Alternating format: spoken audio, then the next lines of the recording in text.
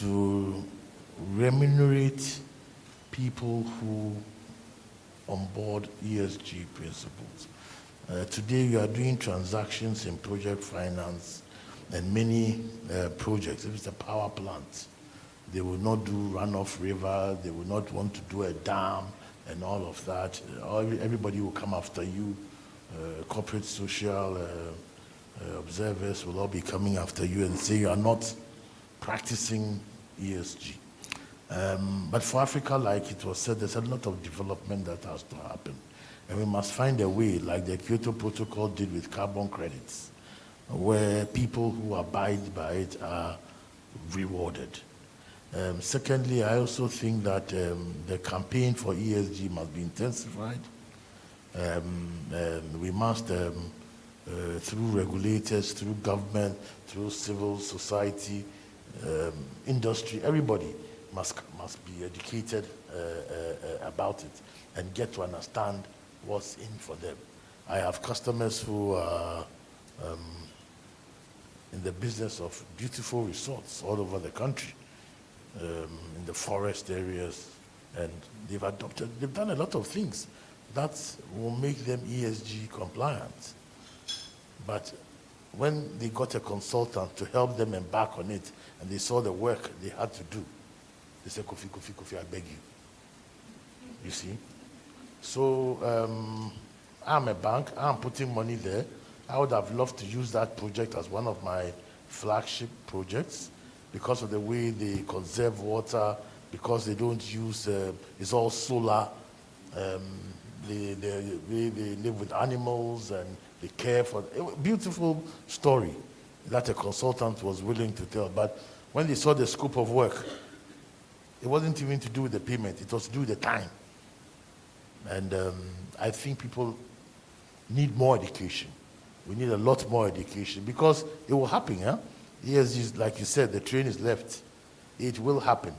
But how do we get as many passengers on that train than leave them on the station? So we all have a lot of work to do in that space. It seems simple, but it's not as simple when you get into the nitty-gritties, and everybody must take it serious and get on board with this agenda.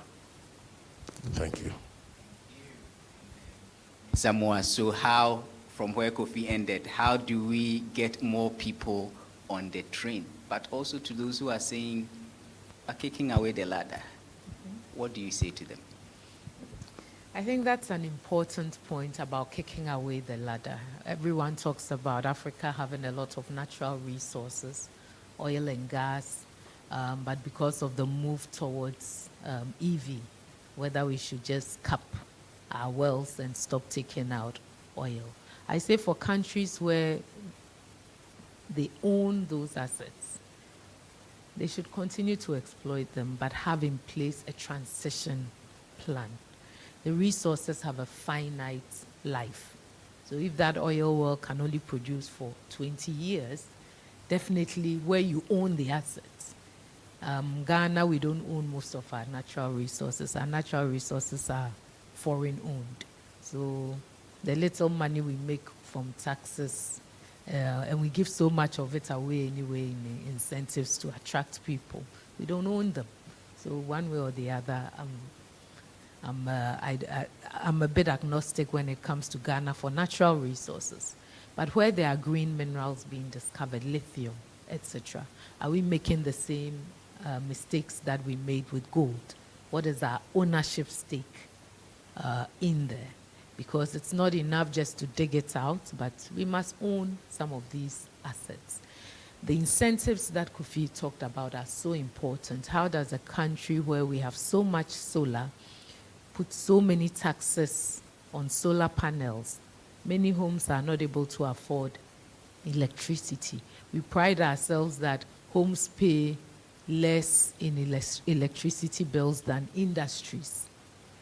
Put in place an incentive scheme that allows homes to power themselves up, give industry cheaper electricity, and let the extra solar power be sold to the grid.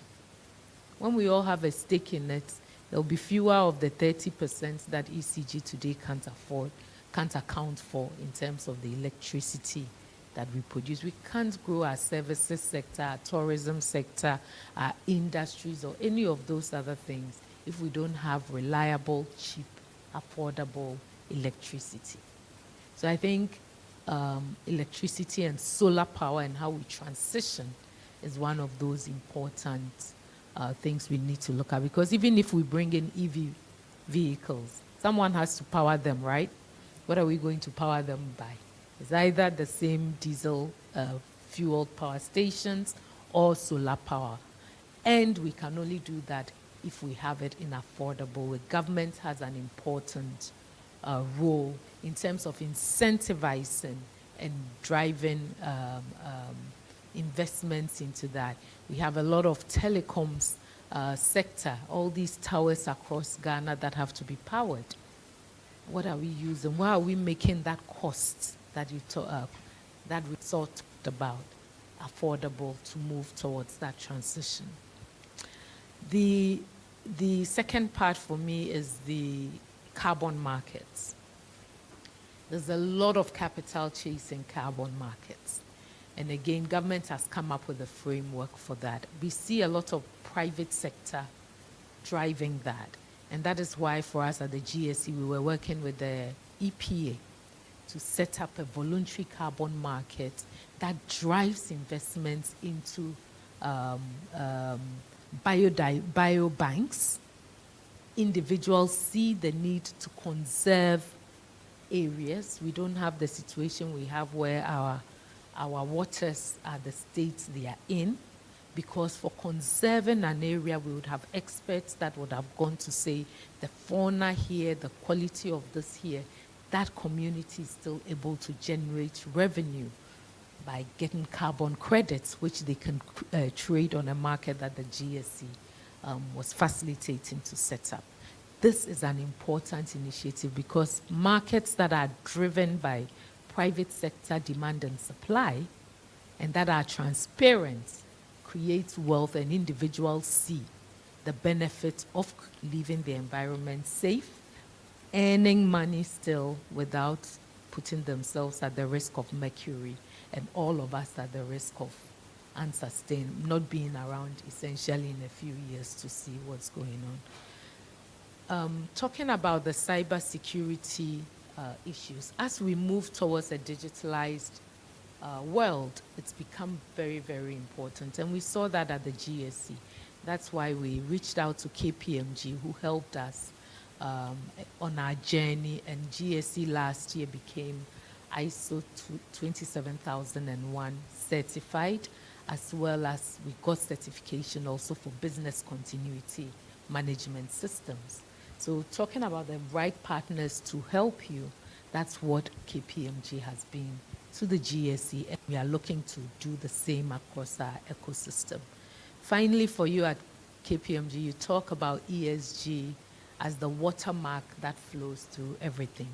For us, we say at the GSE that GSE is ESG backwards, and ESG forwards stands for GSE. It's in our DNA.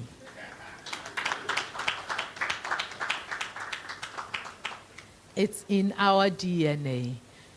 The train has left because today if you have partners in Europe, because they have to green or sustain their ecosystem, you will not even attract financing as a bank from an IFC.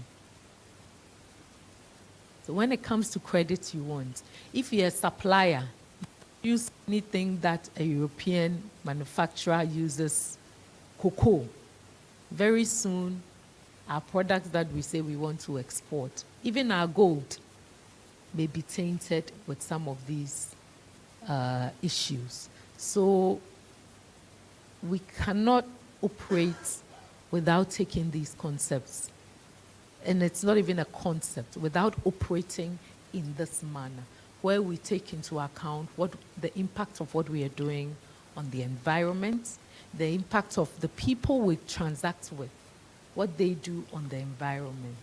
How can we develop and sleep sweetly when our society is struggling, when the difference between the rich and poor is widening, when we have galamsey as a big issue for us?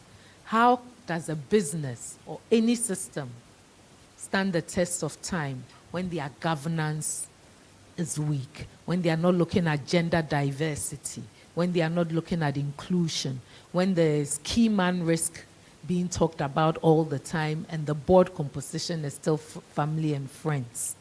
So I think as more institutions garner around and agree that a bank won't lend to an institution that doesn't have the governance framework, that is what the GSE requires, because at the GSE we want to see independent directors before you access public funds. The bank says there is a percentage of independent directors on the board as well. There are all of these standardized requirements we will all develop accordingly. So the GSE is ESG and ESG is GSE. Thank you.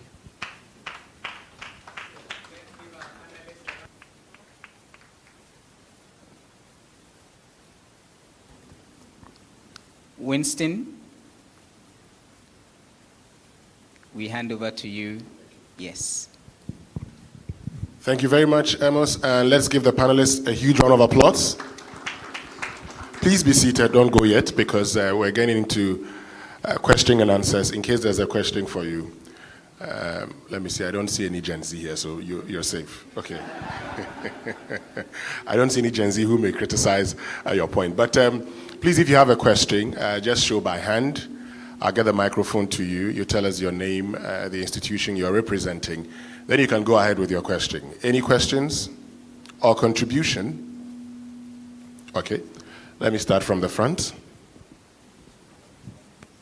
Thank you very much, Winston. My name is Andy Akoto at KPMG, and I want to express my appreciation for the insightful conversations that we picked up this morning. Some of them known, but others full of uncertainty, especially in how we scale up, both as nation as well as corporates, to take advantage of some of the emerging trends in the global economy. We heard about building a sustainable economy, doing the usual basic things of industrializing, value addition, sourcing for local raw materials and all that. What I wanted to also add is also to borrow from the Asian example.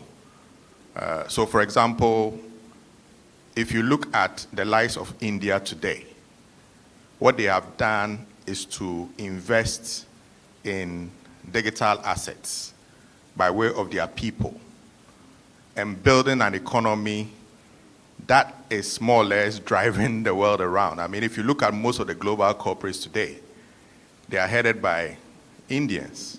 Why? Because these human resources have been wired, have been upskilled. Okay, whether it's in technology, whether it's in digital, whether it's in AI, they are there. And so for me, as a nation, one of the factors that we will have to definitely include in our sustainable economic journey is to ensure that we also build a large pool of human resources, exportable talent that will keep us very, very, very relevant in the future economy. Because what it means is that you can still sit in Asamankese and still be working for a client in, let's say, Luxembourg, okay, because you have the skills and talent to do that. And that is something that I feel we have to continue to cultivate and nurture. Of course, we are aware of the downside to the digital economy. I think we've heard from the panelists on AI. And when we talk of AI, clearly we cannot ignore it. The CEO outlook speaks to this development that we cannot, ignore. So for us as corporates and as leaders, we would also, as we've heard, have to get into the conversation. KPMG clearly is also positioned to support this drive with our trusted AI service offerings, which will not only help organizations to, as part of their risk assessment, look at their AI maturity and how they leverage AI even to take advantage of customer insights, the data that they possess and all that, so that together we can walk this journey to evolve and make ourselves more resilient and relevant in the emerging economy. So these are the contributions that I wanted to make. Thank you. Thank you very much. Any other contribution or question? I think we can just pick one more. Okay, I see two. We can do two. Thank you very much. Hi, good morning to you all. My name is Kwame Sapon Banier. I'm with KPMG. I mean, to Abena, how do we get companies like Kofi's and others to really get benefit on this ESG journey? The train has taken off. You at your entity have done very well in putting out a standard. But how do we get those who are participating to get rewarded for it or to really get this started? Thank you. Let me just add the next question. Yeah. Thank you. So recently I read an article where Jerry Boachidankwa, I work with the Ghana Stock Exchange. I read an article where they said the Gen Zs and the younger generation, they are not really keen on working hard to go up the organizational ladder to become CEOs because they feel it's too much hard work. And they want to enjoy life, much as they want to work and make money. They still want to enjoy life, but they are not prepared to climb that ladder or go through that difficult thing to become CEO. So I want Mr. Adwaku to tell me his views about that. About this is how the Gen Zs and the younger are thinking that it's too much hard work to work your way up on the organizational ladder. Okay, thank you very much. So I think that we can have the panelists addressing the questions, and then we wrap it all up. Thank you very much. Maybe, Abna, you would start before Kofi Adomako. Thank you very much, Kwame, for that question. I think first it starts with the boardroom engagement, and that's one of the key things we've been doing with at the Ghana Stock Exchange. Today, through ISSB, the accountants are in the room. My Institute of Chartered Accountants Ghana, very soon, all of us are going to have to report on sustainable practices. And for Ghana, it's even next year, right? Or the year after, in 2 years' time. So in the boardroom level, all of us need to start having this discussion because by the time we are required to, from your executive team, your accountants, all of us have to be ready to gather the right information so we are not having to recall our financials. So this is a journey that starts today. For the companies listed on our exchange, we've been working with them, doing a lot of capacity building with experts. We also need to grow the expertise of the people that will give assurance that our reporting is meeting. We are not greenwashing, or we are not telling tales when we should be stating the facts. So there's a skill set of experts in the sector that we need to work on building. So that's one thing. Finally, another tool we are looking at to encourage institutions like KOFI, like GCB and others on the market is through working with ratings and ranking companies. So we'll be launching a GSE ESG ranking for the listed companies. And it's a way to celebrate and acknowledge those that are trying, that are meeting their milestones, and encourage more companies as well. But there are only so few companies listed on the stock exchange. For me, that all of us, all regulators, all companies, all value chain processes are greened or meet these standards, for me, is winning. So I won't win if I have only 50 companies on the stock exchange complying.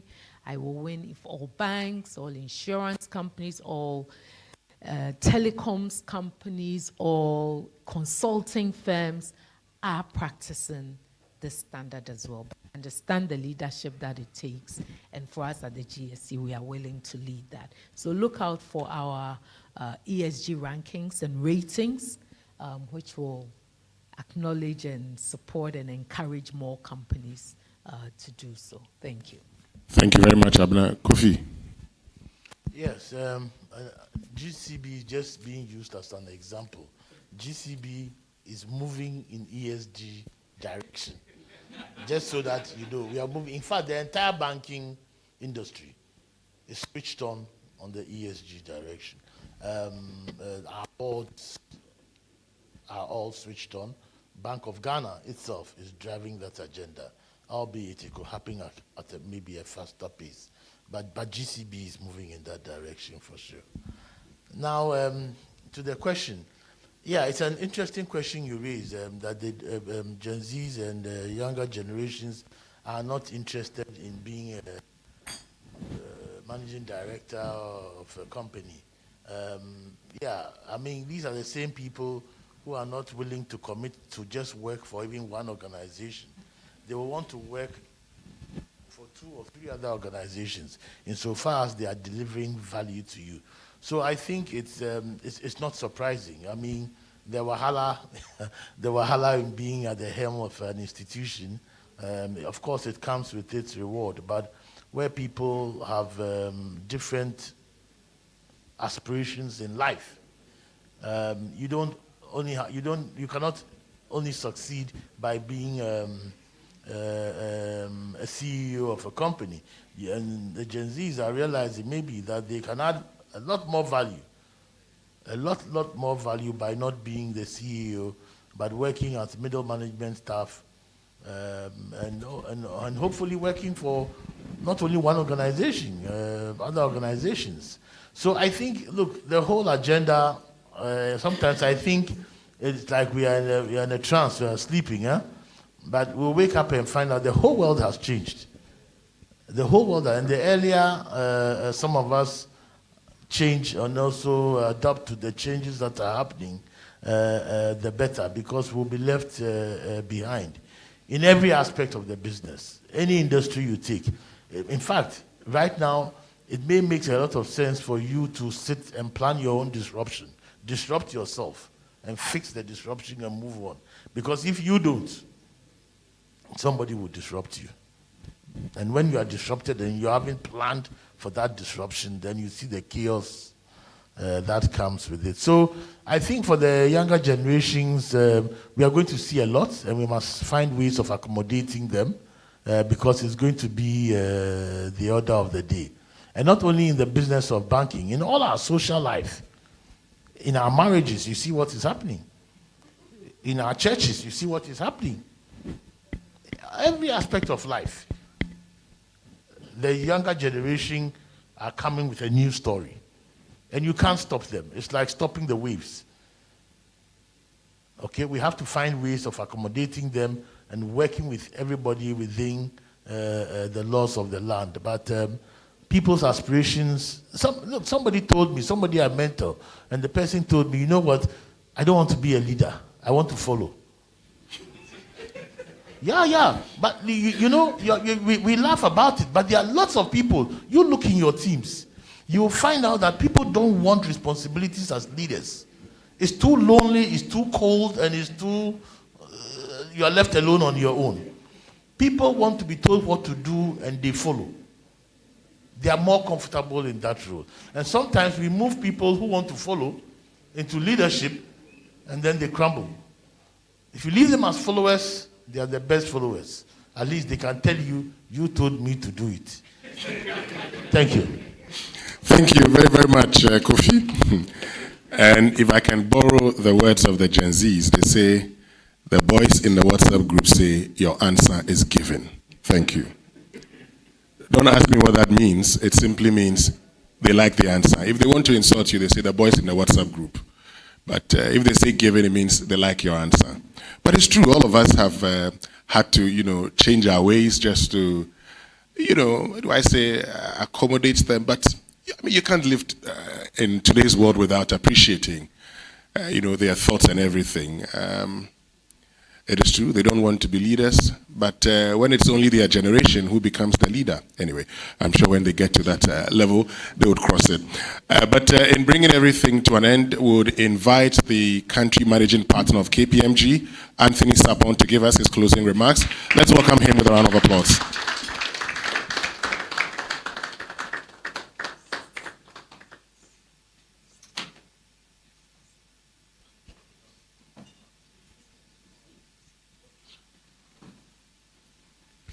Thank you very much. So, good morning once again. I believe it has been an interesting session.